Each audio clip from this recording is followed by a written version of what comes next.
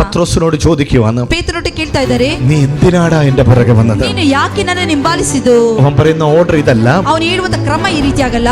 നിത്യജീവൻ അത് നിന്റെ പക്കലാ ഉള്ളത്. ಅವನು ಹೇಳ್ತಾ ನಿತ್ಯ ಜೀವ ಅದು ನಿನ್ನ ಬಳಿಯಲ್ಲೇ ಇದೆ. ദൈവവചനം പറയുന്നു, ದೇವರ ವಾಕ್ಯ ಹೇಳ್ತಾ ಇದೆ, യേശുവിനെ പിന്തുടരുന്നവർക്ക് കിട്ടുന്നത് നിത്യജീവൻ. ಯೇಸು ಸ್ವಾಮಿನ ಹಿಂಬಾಲಿಸುವವರಿಗೆ ಸಿಗುವಂತದಾಗಿದೆ ನಿತ್ಯ ಜೀವ. ഈ ഭൂമിയിൽ നിന്നെ ആരെങ്കിലും തല്ലിക്കൊന്നാലും, ಈ ಭೂಮಿಯಲ್ಲಿ ಯಾರು ಹೊಡೆದು ಸಾಯಿಸಿದ್ರು ಕೂಡ അടുത്ത സെക്കൻഡിലും ಮುಂದಿನ ಕ್ಷಣದಲ್ಲಿ നിത്യതയിൽ കർത്താവിനോട് കൂടെ ಈ ഉണ്ടായിരിക്കും. ನಿತ್ಯ ಜೀವದಲ್ಲಿ ಕರ್ತನ ಸಂಗಡ ಇರ್ತೀಯ. അവിടുന്ന് ആരെയും പിടിച്ചോണ്ട് പോകാൻ പറ്റത്തില്ല. ಅಲ್ಲಿಂದ ಯಾರು ಹಿಡಿದುಕೊಂಡು ಹೋಗೋದಕ್ಕಾಗುದಿಲ್ಲ. ദൈവം ഈ ഭൂമിയിൽ നിനക്ക് വെച്ച ആയുസ് മുഴുവൻ നീ കംപ്ലീറ്റ് ചെയ്യും. ದೇವರು ನಿನಗೆ ಭೂಮಿಯಲ್ಲಿ ಇಟ್ಟಿರುವಂತ ಪೂರ್ತಿ ಆಯುಸ್ಸನ್ನು ಪೂರ್ತಿಗರಿಸ್ತೀಯ.